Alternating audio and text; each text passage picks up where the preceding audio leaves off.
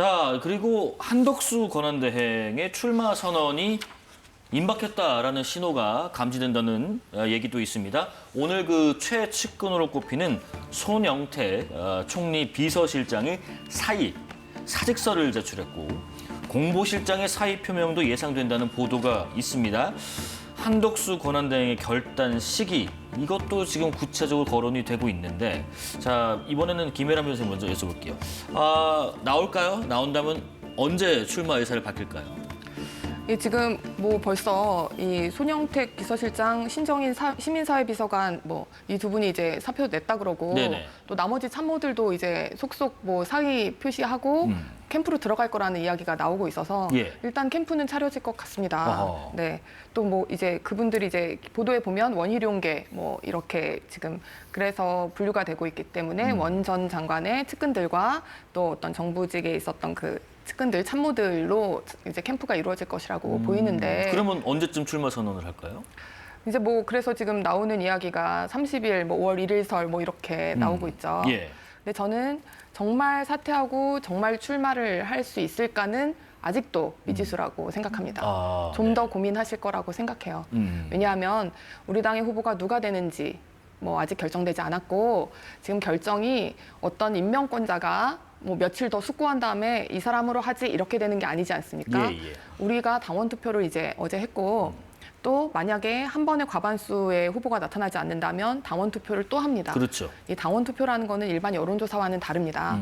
여론조사는 사실은 뭐 몇천 샘플을 전 국민 대상으로 한다 그래도 뭐 아주 희소한 확률로 누군가가 받는 거지 저희가 받는 게 아니지 않습니까? 예, 네. 당원 투표는 전 당원들한테 다 연락이 가요. 어제도 문자가 4번씩 왔고 거의 관심 있는 분들은 다 합니다. 한 60%, 뭐 70%가 당원들이 당원 투표를 합니다. 네. 그렇게 해서 또 결정이 안 돼서 그럼 이번엔 누구 뽑지? 토론회를 또 보고 그런 다음에 그럼 누가 좋을까? 막 고민을 한 다음에 또 뽑습니다.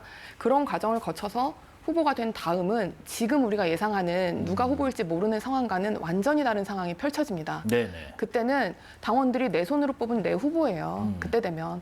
그렇기 때문에 우리 지금 헌정사상 뭐 여러 번 단일화가 있었지만 그 거대 양당의 이 결선을 거친 이렇게 양당에서 선출된 후보가 아닌 무소속의 후보로 단일화가 된 경우가 없었습니다. 알겠습니다. 네.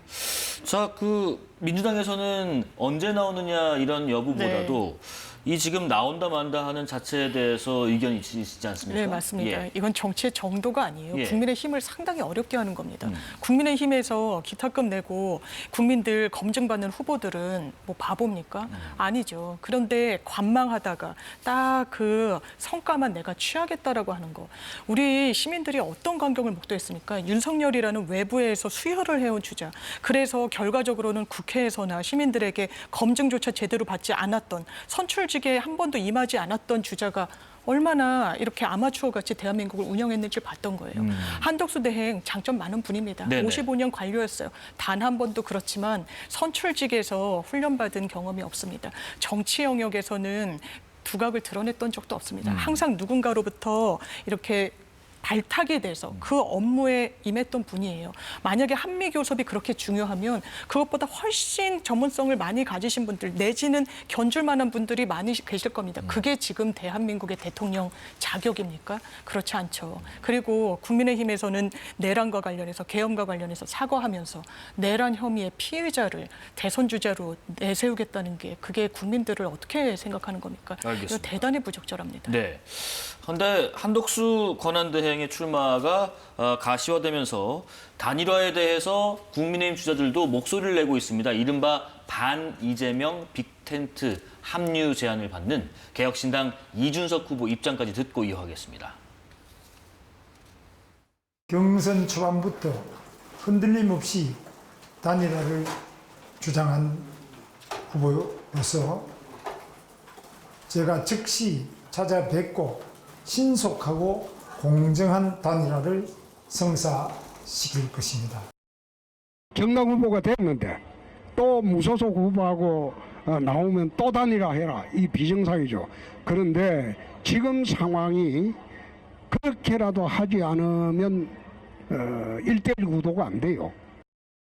정치를 하시겠다 마음을 먹으신다면 그러면 반 이재명 전선에 함께하자. 좀 다르더라도 이재명이 대통령이 되면 안 된다는 생각이 같다면 모두 다 우리 편으로 끌어들여가지고 국민의힘의 경선이 진행되는 과정에서 자꾸 그런 얘기하는 것 그렇게 좋아 보이지 않습니다. 그건 패배주의 아닌가요? 우리가 이길 수 있습니다. 제가 이길 수 있습니다. 국민들이 중차대한 상황 속에서 너무 유권자를 얕잡아 보는 거 아니냐라는 인식을 가질 가능성이 높다. 우선 동참하지 않는 것을 원칙으로 하고 있습니다. 예, 앞선 그 여론조사 개요 수정할 부분을 잠깐 좀 말씀드릴게요. 일전에 제가 최종 응답자는 3,000명이고 그중에서 중도라고 답한 사람을 대상이라고 했는데 최종 응답자는 중도가 아닌 3,000명 대상으로 조사를 했고 나머지 표본 오차 등등은 앞선 소식과 전해드린 내용과 같습니다. 자, 지금 녹취를 좀 들어보셨는데 김연아 대변인, 지금 국민의힘 경선 후보 간에 좀 입장차가 있는 것 같고 한동훈 후보는 이제 뭐 패배주의다, 단일화의 선을 긋는 모양새고요. 그러면 이 한덕수 권한대행과 향후에 어떤 후보가 나오든 단일화 수순을 밟게 될지 아니면 후보에 따라서 좀 달라지는 면이 있을지 궁금하네요. 네, 이제 아까 말씀드린 것과의 연장선상에서 그렇기 때문에 어떤 후보가 선출되느냐에 따라서 그 한덕수 권한대행이 출마를 정말로 하게 될지 아닐지 뭐 다시 한번 숙고하게 되는 과정이 있게 될 거라고 생각합니다. 내일 혹은 5월 3일 이후에. 네네. 예. 사실 뭐 단일화 방식에 대해서도 또 지금 막 이야기가 많이 나왔어요. 네. 네, 김문수 후보 캠프에서 콘클라베 비밀 투표로 추대하겠다 뭐 이런 이야기 했는데 정말 깜짝 놀랐습니다. 네, 이게 무슨 얘기냐면 네네. 지금 저희가 전 당원 투표를 이렇게 막 돈을 많이 들여가지고 해요. 전국에 있는 당원들이 막 전화 받고 이거 문자로 하고 이러는 게 굉장히 수고스럽습니다. 하지만 정말 자랑스럽게 하는 것은 이 대통령 후보는 내가 뽑겠다는 거의 당원 민주주의의 꽃입니다. 이 당원 투표가 평상시에 맨날 당비를 내고 있어도 이렇게 직접 참여하는 경우는 거의 드물어요. 한 77만 명쯤 되죠? 네. 예. 그분들이 뽑았어요. 근데 만약에 또 결선까지 가서 또 한 번 투표를 해요. 그러면 우리의 그 대권 후보는 어떤 권한이 생기냐면 즉각 당무 우선권이 생깁니다. 네네. 지금 당대표하고 유사하게 모든 지금 당에 대한 권한이 생기는데 그것은 바로 이 우리 투표 당원들이 뽑아줬기 때문에 생기는 그 민주적 정당성 때문에 생기는 겁니다. 예. 그런데 갑자기 그런 모든 권한을 가진 그 민주적 정당성을 당원들로부터 부여받은 어떤 한 후보가 갑자기 비밀리에 어떤 합의를 해서 어떤 당원들이 전혀 동의하지 않은 어떤 누군가랑 비밀 추대를 하고 내 권한을 전부 넘긴다? 이런 거 정말 있을 수 없는 일이지 않습니까? 옳지 않은 방식이다. 네. 예. 이런 이야기 나오는 것부터가 정말 우리 당의 수권 정당으로서의 지위를 위협하는 그런 좀 당을 해야 하는 행위라고 저는 개인적으로 생각합니다. 알겠습니다. 뭐 한덕수 대행에 대한 장유 변호사 의견은 애초에 이런 말이 나오지 않아야 된다고 하셨기 때문에 같은 질문을 여쭙지는 않겠습니다. 자, 그러면 대통령 선결정 남은 내용들 앞으로 어떻게 흘러가는지 잠깐 보고 다음 주제 넘어가겠습니다.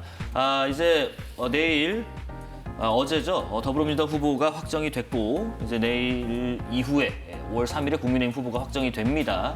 혹은 내일 과반이면 내일 결정이 되는 거고요. 이제 5월 10일부터 11일까지 대선 후보를 등록을 하고 투표용지 인쇄가 25일부터 시작되고요. 사전투표 29일부터 30일 그리고 6월 3일에 대통령 선거가 예정돼 있습니다.